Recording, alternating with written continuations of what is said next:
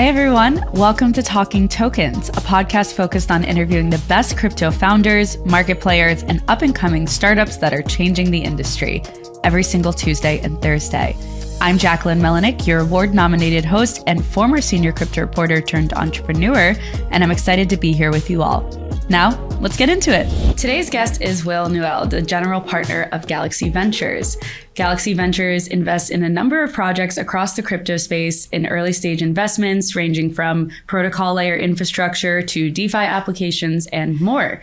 I'm excited to have Will on the show today. We're going to talk a lot about a lot of different things. And with that said, Will, welcome to the show. Thanks so much. This is really exciting. Good to be here. Yeah. So to start, I know you had an interesting journey getting into the crypto space. Can you kind of tell us a little bit about your background and how you got to this place? Sure, of course. Yeah, I've been with Galaxy 5 years. Obviously, we call it Galaxy Ventures, but we're the sort of venture subsidiary or arm of Galaxy Digital, which is obviously a much larger firm in the crypto space. I've been with them for 5 years now, actually since graduating college. Wow.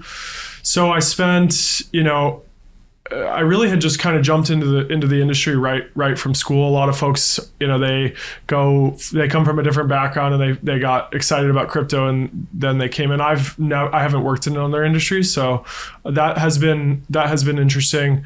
In school, I studied math and architecture actually, and for a long time I thought I was going to be an architect in my life.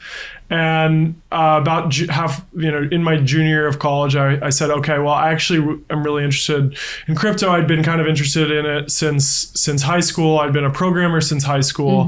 Mm-hmm. So I kind of explored what to do there. I worked for a period of time for an Ethereum startup called Foam, mm-hmm. which is like an early DePIN protocol that was doing location services over the Ethereum blockchain and this kind of proof of location idea. I was doing some data science and simulations for them. Mm-hmm. And then when I was graduating, I was like, okay, well, my now fiance, former girlfriend of a lot of years, was graduating Columbia. Uh-huh. And I said, okay, well, I want to work in crypto and I want to work in New York. And Galaxy at the time was, the industry in New York wasn't massive at the time. Obviously now a lot of companies have come in and it's mm-hmm. different, but there was really Galaxy, Consensus, and maybe Uniswap were around in New York at the time. Uniswap mm-hmm. being like a 2-person company at that time. So I applied at Galaxy. I actually started in the research group at Galaxy. We were working on kind of external research as they do now, but it was also a much smaller team and a much smaller company at that point. Mm-hmm. So I used some of my programming background to build a bunch of our derivatives software and risk tooling around our derivatives trading. I built some of the original on-chain compliance tooling at Galaxy as well. So a software stack that we have for dealing with who our counterparties are on a blockchain. So I built some of that stuff. And then about 4.5 years ago, at this point, I moved into 4.5 years ago, I moved into venture at Galaxy. And I really focus on our more technical investments. Mm-hmm.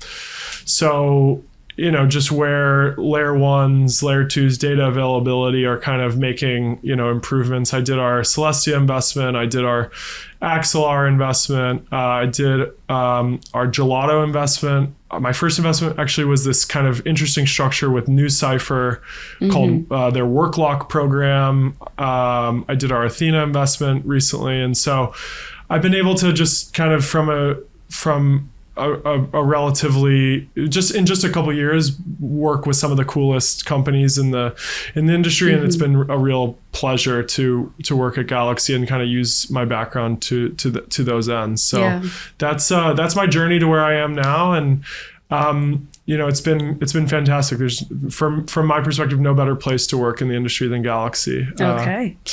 Show the Galaxy bags. I love it. We actually had a Guy Young from Athena on earlier in the season. So our listeners know what Athena is. He's amazing. Yeah, he's very smart. Very talented and just a really great attitude and level of discipline mm-hmm. for a founder. And so we were excited to be involved with that mm-hmm. one.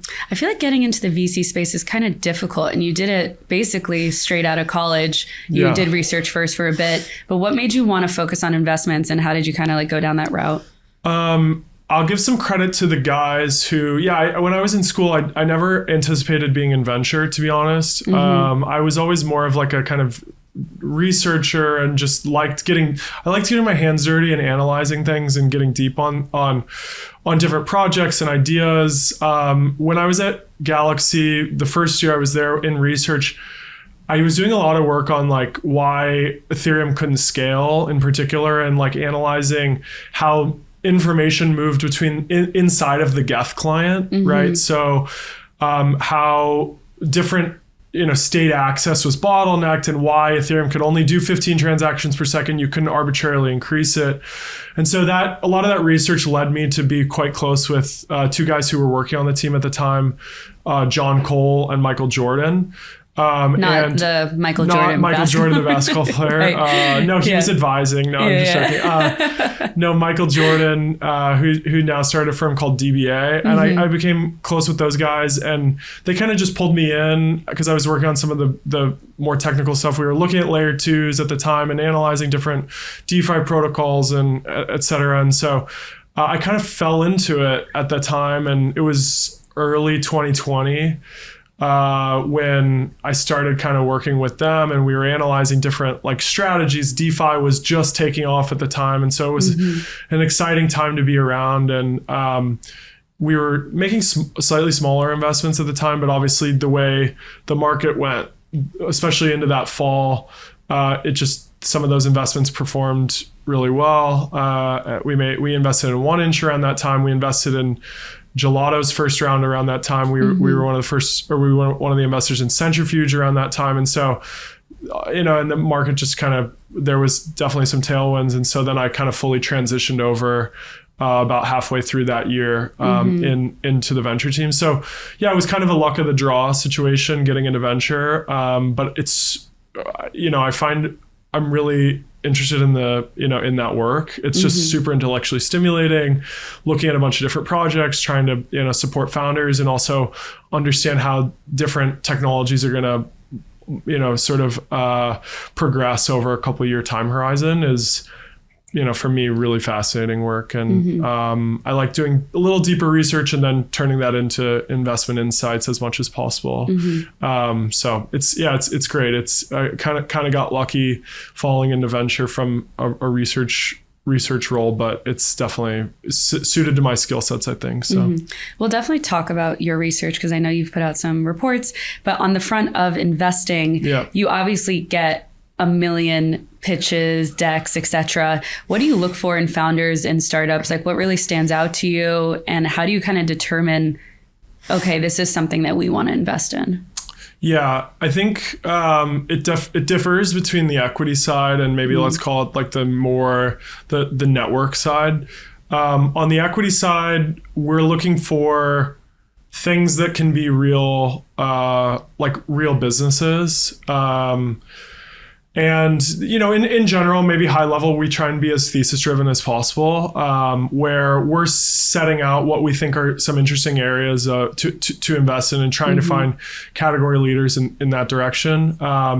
So we might have a viewpoint, let's say on the equity side, as we did, in 2019 on, key management and custody is horrible in the industry. And so there's one path you could go down, which is qualified custodial, QCs as they call them, custody. There's another path, which is to invest in companies that are supporting transactional custody, right? So moving assets more quickly, but still retaining the great security properties. And so that led Galaxy to Fireblocks at the time, which our trading desk was pulling out in 2018, 2019, our trading desk was pulling out ledger wallets at the end of every day to settle transactions with counterparties. They would literally pull out the ledger wallet at 5 p.m. They'd click it to settle with a client. It just doesn't scale very well. As you scale clients, you have to do tons of little clicks on your ledger wallet. And so Fireblocks comes along and it's clearly a fit for our operations team settling trades. And so we had a viewpoint that like improved key management was going to be a theme. And so made that investment at that time. I think the trends shift. Obviously, prime brokerage and like institutional trading was a theme in earlier years. I think that's probably pretty well covered now. What's today's trend? That you're following? Yeah, it's tricky. I'd say on the equity side, we're really interested in payments in particular, and sort of like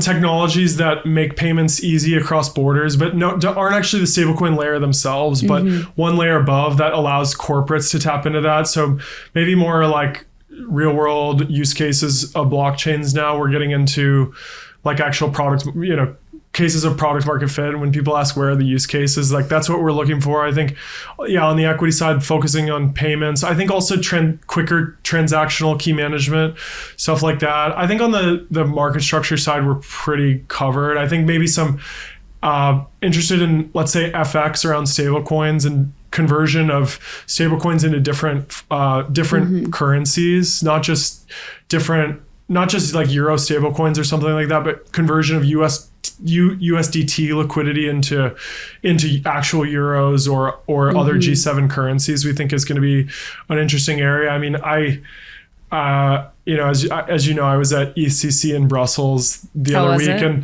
it was good. And part of my travel, like I had to get a hotel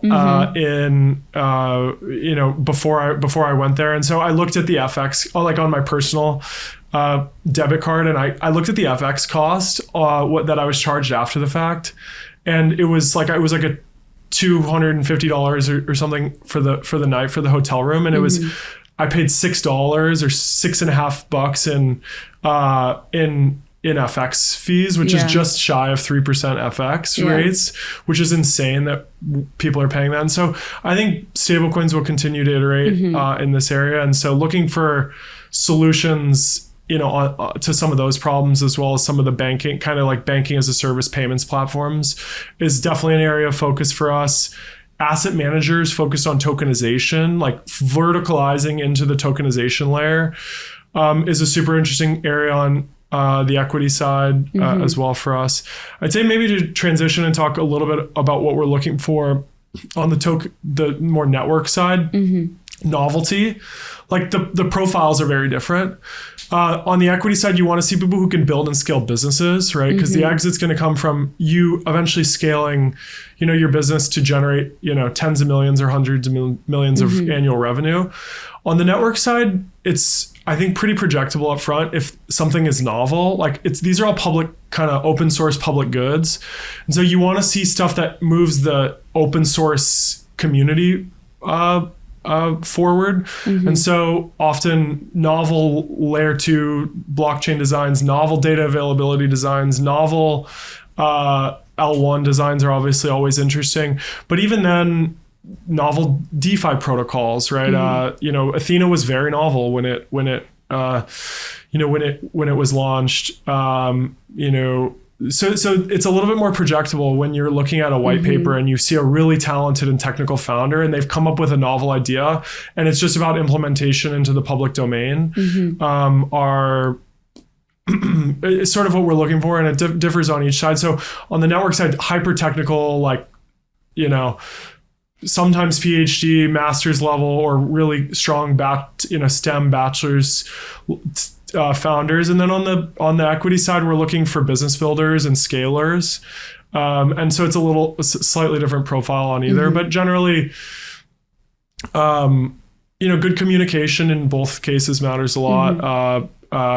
Good technical skill sets in general, and good backgrounds, basically. I like that you separated it like that, because I feel like whenever I ask that question to investors, they explain like the type of founder they want, but you categorized it into, okay, this makes sense for this side and this makes sense for that side.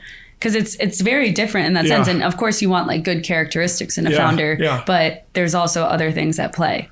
For sure. There's other things at play. Like I really do believe to get venture scale outcomes on the network side, truly the best, the part of the power law distribution that you're looking for, the founders that create that are usually the founders coming up with truly, truly novel ideas that are being implemented, on chain. And also one thing I've heard also repeatedly from other folks that we talk to in the industry on the investment side is like also the really spiky founders on some of the best projects that we've either been investing in or not are great communicators. They really bring the community in. You could look at Sriram at Eigenlayer as a great example of that. Like he's a professor, of computer science and a brilliant person in his own right, but also a great communicator, very like welcoming to everybody. You can look at, Mustafa Celestia is a great communicator, and alongside Nick at Celestia. So partially real talents, but also great communicators who can kind of align a full community around their ideas and speak to it publicly, what they're doing. I think building in public also matters a lot for founders on the network side, whether it's a DeFi protocol or an L1 or L2. So I do think the characteristics are different.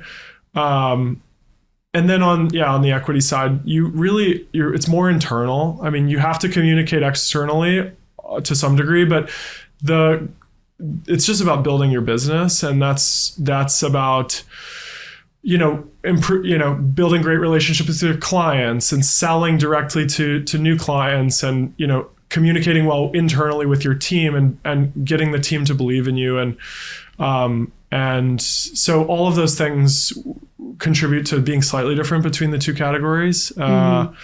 But you're looking for just really exceptional people in both cases. And we try and orient our analysis around that. Yeah, of course. On the front of Novelty, before we started recording, we talked a bit about this for L1s and L2s. Yeah. There's a ton of them out there. I feel like there's an L2 popping up every week, and it's almost become like a buzzword until it actually shows differentiating factors. What to you makes a good L2 and L1, of course? I think basically at this point, it's completely commoditized, the technology, which sounds like a bad industry to invest in, right? And yet, like it sounds like that when you say something's commoditized, it sounds like somewhere you don't want to invest. On the converse, I think blockchains, layer 1s, layer 2s are super conducive to network effects. Network effects, particularly around state. So that's we think of it as 5 things. That's application developers, application deployments, which is slightly different because application deployments, once they're deployed, they're always on a chain, right? As long as the software is being run, they're always there. So the actual current number of application developers is slightly different from the application deployments that have been made historically. You're looking at users, like end users, which is probably the most important. You're looking at capital, and you're looking at liquidity. Capital and liquidity being slightly different because liquidity is actually like capital in smart contracts looking to facilitate a market. And capital is sort of capital that's interested and dedicated to that particular ecosystem. So all of those 5 things are scarce, and maybe the 6th would be attention. I think right now, clearly, we're in an attention scarce universe for those L2s. With we collect, we have an internal database of all the L2s, a directory that we sometimes send around to portfolio companies, and it's well in excess of 100 now, L2s out there. So they're in a fight for scarce resources and primarily around attention. How many does that compare to, like, let's say a year ago? Have you had this database for that long? Yeah, I mean, we don't even have a full picture, and we haven't done an amazing job of let's say it's like north of 100, but prior to, let's say, this year. This podcast is sponsored by Galaxy. If you're immersed in the world of Web3, Galaxy is a name you need to know. As a decentralized super app with an impressive 21 million users boasting over 100 million monthly transactions, Galaxy is elevating its impact with Gravity, the magnet chain for Web3. Gravity is designed for full chain abstraction, zero knowledge proof-based privacy, and rapid transaction speeds, all coming together to offer an unparalleled user experience. Gravity opens the door for developers to effortlessly build on the largest on-chain distribution platform, and for users, it promises an even smoother, more secure journey through Web3. It's not about being on-chain, it's about being on the right chain every single time. Galaxy is on a mission to onboard the world to Web3, and Gravity is the magnetic force that will propel the vision forward. Ready to launch your Web3 journey? Build the future on Gravity. Visit gravity.xyz for more information. At least announced in 2023, announced it was trending to 100, and now it's like, it's over 100 that have either fundraised in anticipation of launching a layer 2 blockchain, announced that they're going to launch a layer 2 blockchain, or actually kind of in existence, right? So it's and the technology behind it is fundamentally like being made available for reasonable monthly prices, right? From roll-up as a service providers like Caldera, Conduit, Gelato, which is a portfolio company, has also kind of gone in this direction too. And so they all state like, we want to be the AWS for roll-ups and allow you to spin up, your roll-up whenever and wherever you want. And so they're all competing for attention and for the other 5 criteria that I mentioned, which makes it hard. It also means that the ones that can capture that have a strong network effect, because they get the buildup of those 5 categories that we talked about, which are generally sticky. Once you have applications in your environment, other applications want to build around, Compound on or Uniswap on Arbitrum, or GMX, or any of the other applications that could be deployed in different places. And so that makes it for a unique experience. I still think layer 2s, the best ones, can be extremely successful. And for the primary reason is, we think about the business model of blockchains as being the sale of transactions or of block space to end consumers. And the ones who have applications on there are the ones who are able to sell block space more effectively. And more importantly, different block space is worth different amounts because of MEV, really, which basically allows people to pay more for really, really valuable block space. You can get blockchains which have super low transactions but generate a ton in MEV because there's a lot of valuable economic activity happening there. And so it's kind of self-fulfilling in that way. When you have a lot of activity, it generates more value. And so we look at the total amount of transaction fees paid to blockchains as kind of a metric of their general success. And so that's kind of, how we're thinking. So what we look for when we're still making investments there, and we're willing to, we need to see something super, super differentiated to give us the confidence that they can bootstrap the network effect, right? It has to be, can't just be your run of the mill, like, conduit deployment. It has to be something super differentiated and high likelihood of bringing users. Yeah. Just when you think they've done it all, there's going to be something else out there for you guys to invest in. Someone to recreate the wheel, essentially, for L2s. But on the converse, like, I don't think it's as simple as like just finding more things to invest in. For example, Plume, we invested in recently, and I'll highlight them here for a second, but they are a layer 2 focus on real world assets, and like real world assets or tokenized assets more broadly, which, is kind of an area of investment focus for us right now. There's a lot of technologies that need to be implemented to make it possible for applications to run their real world asset or tokenized asset protocols. And you can build a layer 2 around those specific technologies or feature sets, right? That could be, KYC, AML, kind of credentialing technology that's like built into that layer 2 blockchain. That could be, that could be capital that's there and ready to deploy. That could be big asset managers who are issuing tokenized assets on that environment, that then other applications that are more crypto native could come rally around and use those assets in their protocols. And so there's a ton of specific application specific ways to generate that network effect. I think Plume is looking to do some of that, and so I don't think it's the end of like investing in layer 2s for that reason. There's going to be people with really brilliant ideas around how to build and develop that network effect. There's obviously others that have gone like Blast and even to some degree Base, who've gone really heavy on go-to-market. Mode is another one that comes to mind, who went really heavy on like go-to-market strategy as a way to differentiate from other layer 2 blockchains, right? They've come up with some great go-to-market program or something else to go access users. So there's different ways of doing it, and we're we're curious about how it all plays out for sure. Yeah, for sure. I mean, base and motor within Optimism's super chain ecosystem. And I spoke to Ryan White about this, I think it was about a month ago. And he said like he could see a world where the super chain supports like 30 to 50 chains. Yeah. But he also sees it as like a rubber band effect where like you could stretch the rubber band very far, but then it'll snap probably. And then maybe a handful of them will succeed long term. Yeah, no, and I think there's also something to be said for the strategy that Optimism and Arbitrum are clearly pursuing, which is not just to deploy their own like landmark L2 blockchain, but to actually sort of commoditize their own stack that they've developed, and then run some sort of aggregator kind of on top of all those in the form of like a shared sequencer or just the general benefits you get from being a part of the same community. And so I think it's really smart what they're doing. We'll see on shared sequencing, which is obviously kind of maybe on to your question on some of the things we're looking at I mentioned on the equity side. On the real technical side, shared sequencers have been a trend for an interesting place to look for at least the last 12 to 18 months. When you talk about shared sequencers, do you mean like the revenue that they're sharing or like sharing of the space? Specifically the role of the sequencer in a layer 2. So like there's right now a single computer that's sequencing the Optimism chain can actually be sequencing across a bunch of different L2 chains at the same time.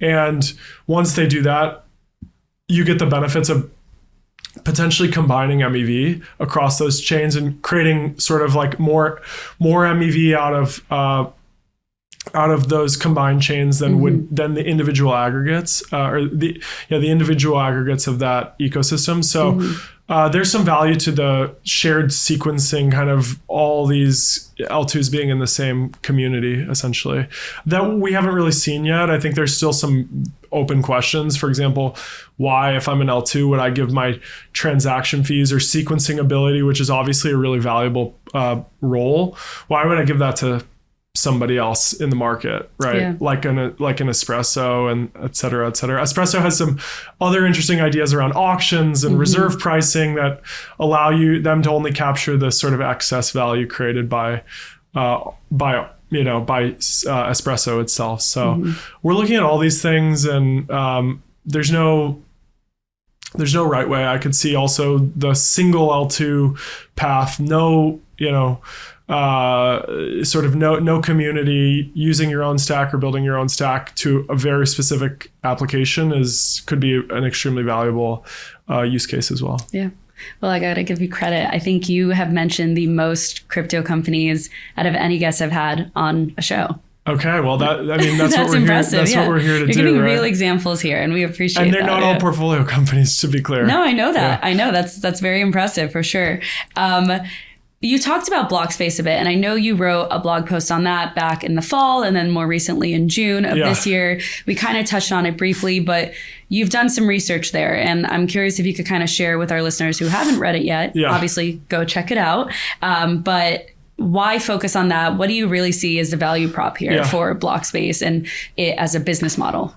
I think the big reason to focus on this is when you actually like line up the segments of the market or of our industry and that my job as an investor is like, especially venture investors, the job is to find and identify new business models. Like that is the crux of the job. Like you can do very well investing in new companies that iterate on a specific business model. Right. But the like biggest winners of the last 20 years in tech and even before that are specifically ones that found new business models. Like Google in some ways created a new business model by capturing distribution online, but then really selling an ad product, right? And that was kind of novel in the internet era, right?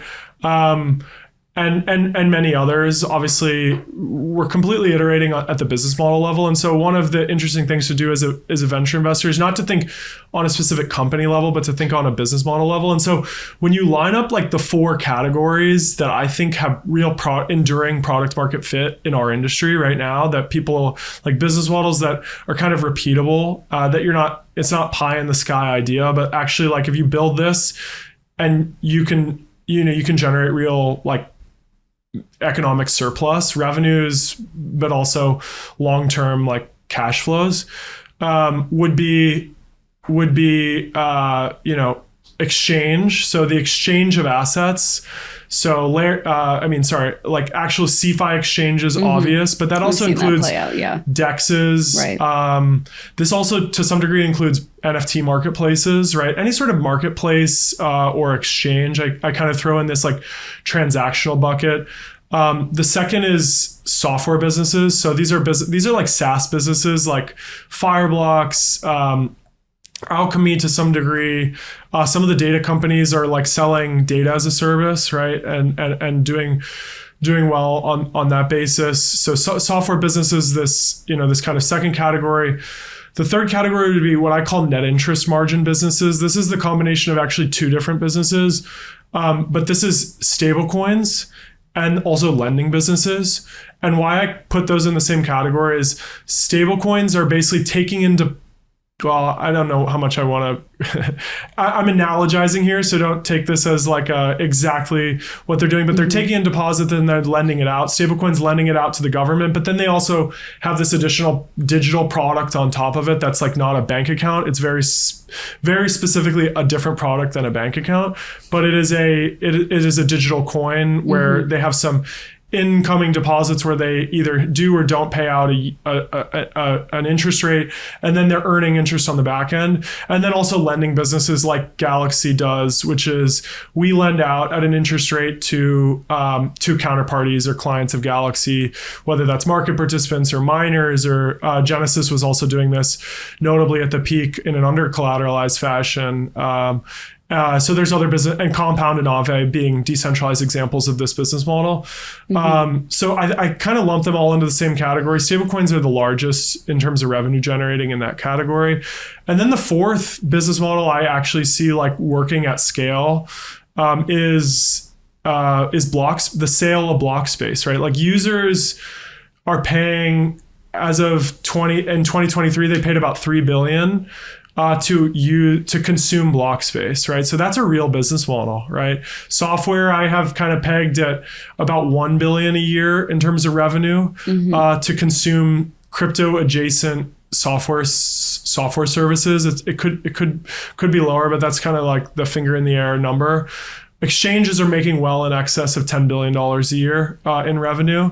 You can just look at Binance and Coinbase, and Uniswap is doing extremely well. So that whole market is the biggest. And then NIM businesses, net interest margin businesses, stablecoins, plus stablecoins are the majority of that with, let's call it 5% on Tether, right, is a huge, it's a huge revenue business. And so when you actually line up the business areas, business models with real product market fit in the market, exchanges are first, net interest margin businesses are second, only really because of stablecoins. Lending businesses are generally smaller if you don't combine them. And then third is the sale of Blockspace, right? So that's why it's so important to evaluate it, right? Is because it's like the third most important thing people are buying in our market today, and people don't really talk about some of the dynamics that are involved with that business model, or the key characteristics. And so I thought it's a worthwhile effort to just take a look under the hood and understand how it really operates, and so that's what I tried to do. Right. So in terms of Blockspace, it's like B2B2C, right? Yeah. The model. Do you see it kind of staying like that long term? It's B2B to C, but like the original and this is again analogizing. It's protocol to consumer. That's why I said it's slow, because I want to make sure I got it. Right. So it's like, it's still the L1. The key idea here is the L1 is trying to convince application developers to deploy applications on their chain, and the users use applications. They don't just use the chain, right? Maybe for like just general transfers, but that's a small portion of the total transaction fees that are produced on a specific chain, right? Like just transfer volume doesn't do much for you. So protocols are selling to application developers, and then users want to use those applications that the application developers deploy. Also, the original protocols are kind of involved in like in selling or marketing their Blockspace, or at least engaged in the war for attention over their Blockspace. You could see, like, you could point to Solana as an example, where Solana did an amazing job bringing developers into that ecosystem, right. Who then built applications that convinced users to use that environment. And so, yeah, I think it's B2B to C or P2P2C, and protocol to protocol to consumer. That's the crypto version. It would be the kind of crypto version. And so I think, and that has some interesting dynamics. That means the chief function you have to pursue as a L1 or L2 protocol developer is like host hackathons and get people onboarded into your ecosystem and get developers to building interesting applications. I think, again, to point to Solana, the thing that they did extremely well was they really produced a coherent technical message that was concise. It was basically, we're going to bring in developers, or developers should want to build on us because we're solving scaling by being the most engineering heavy and the most engineering focused. And we're going to scale along with Moore's law. Like Anatoly just repeated it from the rooftops. And that was really exciting for developers. It was a completely different approach to the way scaling was being done on Ethereum. They were counter positioning versus the rest of the market from a communication strategy. And they were able to sell developers with the conciseness and clarity of that vision of scaling. And I think that's a testament to them. There's other ways to do it. Telegram, maybe, to point to their strategy for winning over developers is, we have a lot of embedded users, right? It's not a message about the clarity or conciseness of their engineering vision. It's, we have embedded distribution that you can benefit from. And so there's different strategies that folks, or that different L1s and L2s pursue to capture a user base. I think Ethereum's, some might say it's losing its definedness over time in terms of communication strategy or its marketing strategy to developers to bring them on board. It's like, we have developed a Lindy effect to have the most applications on. Do you agree with that it is losing that? Because obviously Ethereum has the biggest market share. And then I think it is Solana and Polygon are up there too. Yeah. And obviously Telegram has its own world and network effect that it can create. I think it benefits a lot from what's already been created there, which is remarkable. It's a completely internet scale, like, financial services platform, which is fundamentally what Galaxy is interested in investing in. We want to build an internet scale financial rails, right? And Ethereum's already built that. I think the lack of clarity on its long-term in its long-term vision of what it is and the way layer 2s play into that, both contribute to it or corrode it, does hurt its messaging, which I think is it's a trickier sell for developers. I think on the margins they're losing developers, Ethereum, new developers to new ecosystems. I think on the whole, and the actual consumption of Blockspace shows this, in terms of dollars spent on Blockspace, because I've looked at all the numbers pretty closely, it was 93, the market share was 93% Ethereum in 2021. It was 91% in 2022, and then 88% in 2023. It'll be way less than 88% in 2024, actually, because Solana has had so much Blockspace consumption this year, especially through, in months like March, where it should substantially cut into the general market share figures and transaction fee consumption. And so and so I do think the numbers will bear out this kind of shifting landscape of Blockspace. Maybe just to quickly highlight the second, because I wrote another one on MEV and the contribution of MEV to this ecosystem. So one thing that Anatoly talks about is he's going to have really low fees but high MEV, because if you have a lot of economic activity, it naturally generates MEV.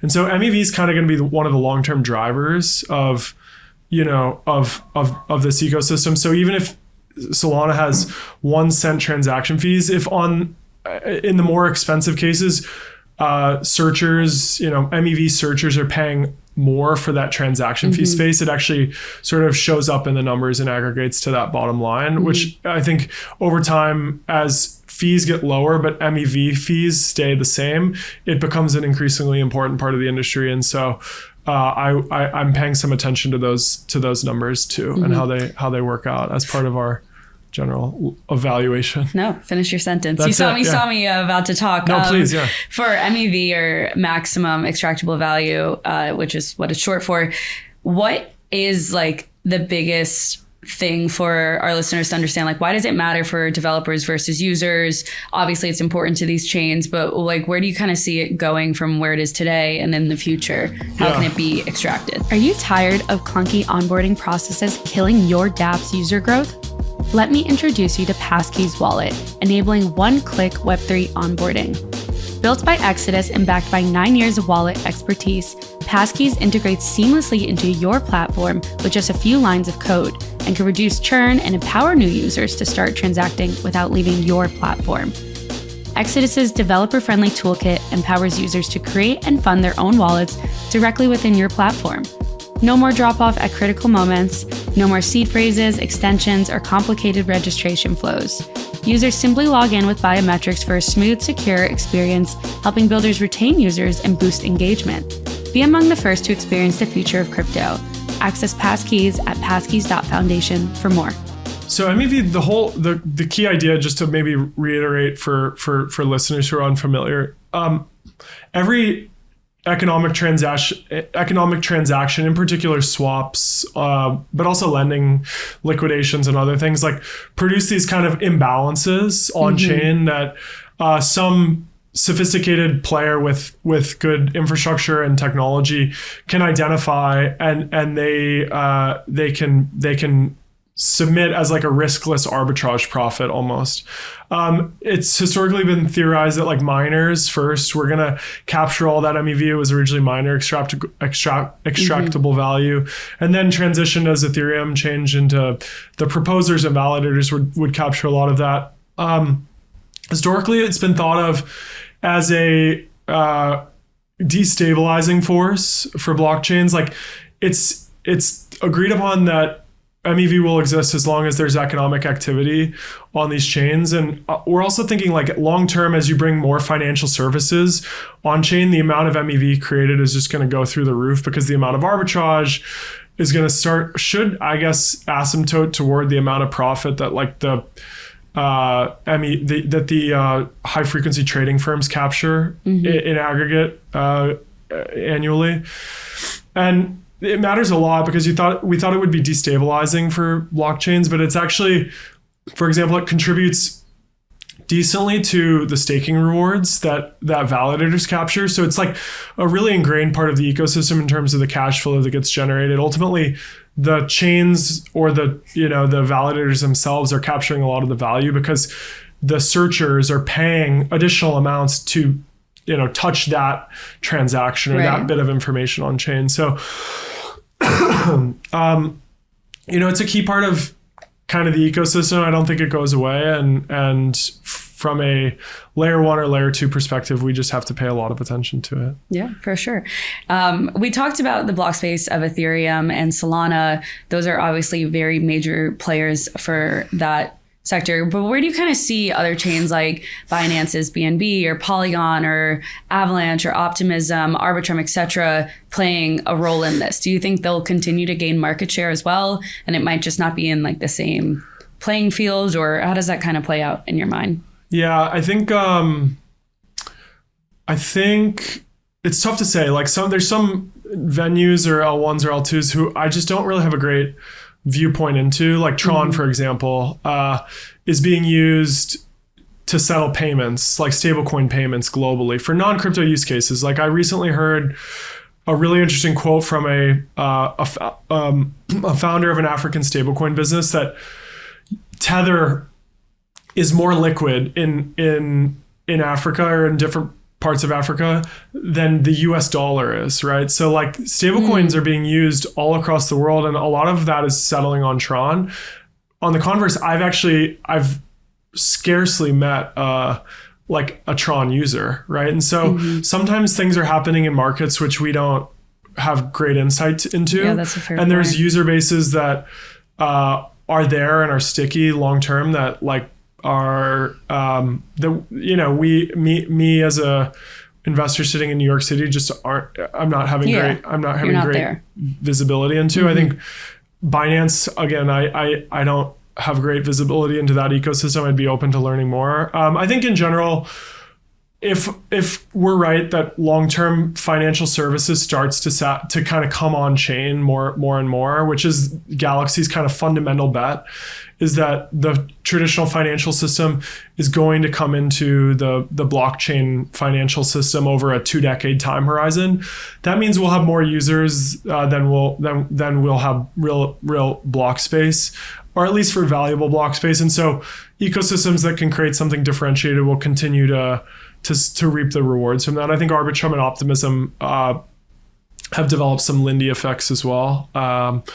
And they'll be around for the long term. I think Polygon, BNB and Tron, the ones that were mentioned, I can feel fairly confident that there will be more activity in the future, even if it's at cheaper fees than there is today. So yeah, I feel generally constructive on sort of the major blockchain environments, but some of them we don't have great visibility into either. Yeah, no, that's totally fair. And I feel like there are certain areas that like investors are focused on, and then others that it's like, there's people there that are watching it, but it's not me. Yeah. Okay. And we have people on our team who are digging into all this stuff, and it's not completely going unnoticed. For sure.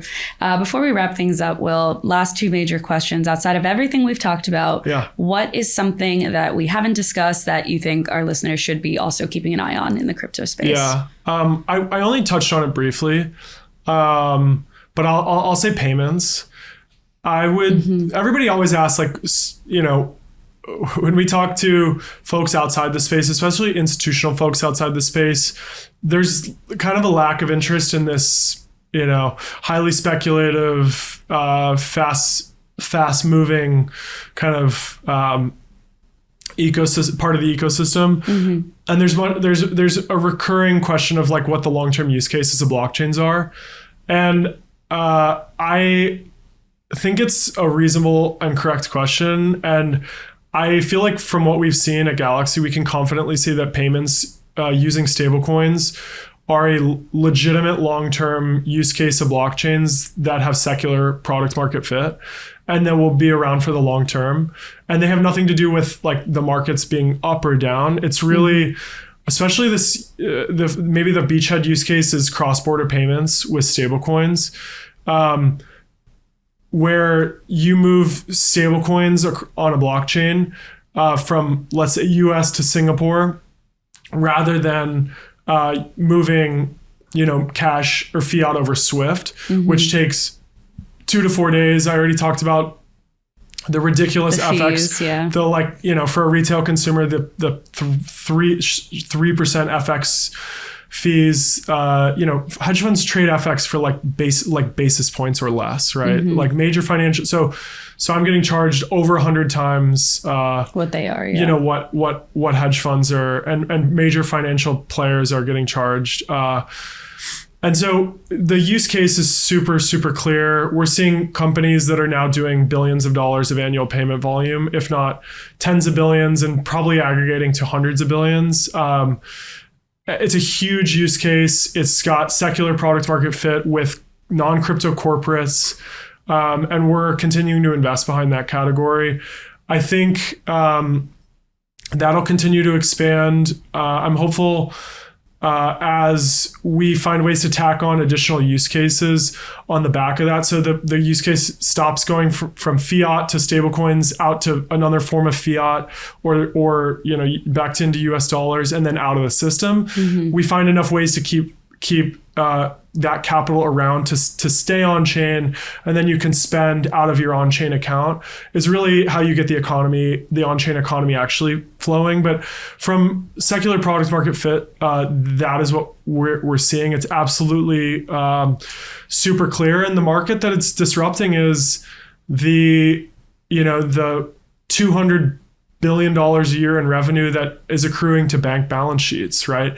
Banks are the largest beneficiary from cross-border payments, right? As well as money transmitters and payment service providers and other things like that. But in aggregate, that's a $200 billion per year in revenue market, right? Where there's a good shot that that will be increasingly converted to stablecoin flows, and it'll be commoditized at a sort of a lower, at a cheaper margin with the stablecoin players. But that's a huge market. I mean, I sat next to at a dinner not too long ago a guy who used to run FX at one of like a bulge bracket bank, and they make billions of dollars a year in revenue just in that on FX alone, and it's a super high margin business for them. It's like these are 50% net income margin businesses inside these banks. It's a complete cash cow, and the way to move money across the world now is this,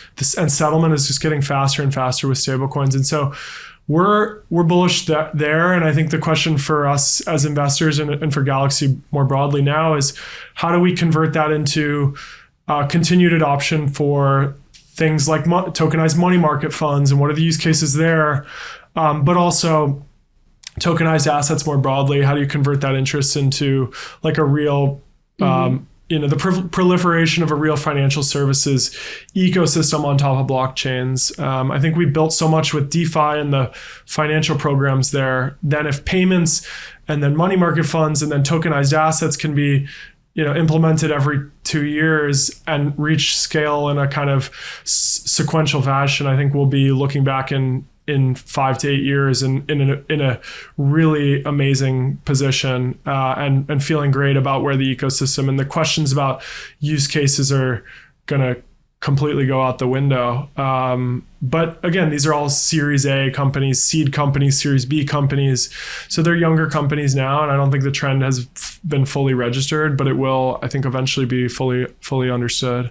Yeah. So we're spending a lot of time as a team thinking about that. Yeah. I think there's a lot of development that could happen there, but also banks are not going to be willing to give it up that easily, especially when they're making so much. So unless they could benefit from this, or they could prevent it or try to, it might be a little bit of an uphill battle. For sure. But on the converse, like, it's hard for banks to serve this market because, especially in the US, I think I'm aware of some programs by like major banks outside of the US to kind of serve this use case by providing stablecoin FX. But in the US, because of some of the custody rules, in my understanding, and it's hard for banks to hold crypto, let alone actually like deal with them on a transactional basis at the settlement speeds required by the players in the market. Like, I think there's really good reasons why they can't actually touch stablecoins in the transactional capacity that they would need to participate in this market, and that leaves an open door for crypto native OTC players to participate there. And yeah, they're not going to let it go easily. And it's such a big market that touches all corners of the world that it's not going to evaporate overnight, but it gives stablecoin players and crypto native players a chance to compete in a real market where they have an edge on product. I think, comfort around regulatory and other things is still, something that will keep like traditional corporates out at scale for still a little bit of time. But that's one thing we're really, excited about, I'd say. We got to bring you on for another episode to talk about that. It's a lot of conversations and things we could talk about with payments. I had a bunch of questions about that too. But to wrap things up, Will, can you leave us with a piece of advice? Sure. I would say my advice is, and I told this one to our interns this summer, just recently, but I think it holds true, and I found it to be useful in my career. In general, if you have a tendency to like look deeply into things, and a willingness to go deep and do the analysis yourself, like trust your first principles thinking and your first principles analysis when you're looking at a problem. more often than not, your intuition, not just intuition, but your analysis and the work, if you've done it, is going to get you pretty far, and like 80% of the way there.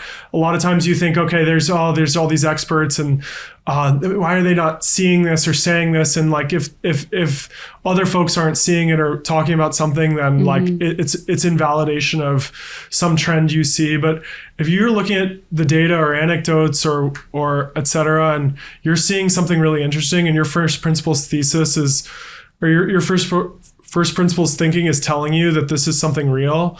At least in investing, I found that betting, that putting, investment dollars behind that usually turns out, if you feel like you're right. But I think that holds true in all things in life. If you sit down and you do the work on something, like trust your instinct and believe what you've arrived at. It's my advice to folks from a career-wise perspective: sit down and just do the work, and then trust your analysis if you've done good work. Be respectful to people. And okay. And I don't know. I'm too young to have too much wisdom at this point. No, that's sound advice, and I agree with you on that wholeheartedly. But Will, thank you for coming on the show today. No, thank you so much. It's amazing. You gotta do it again. Yep.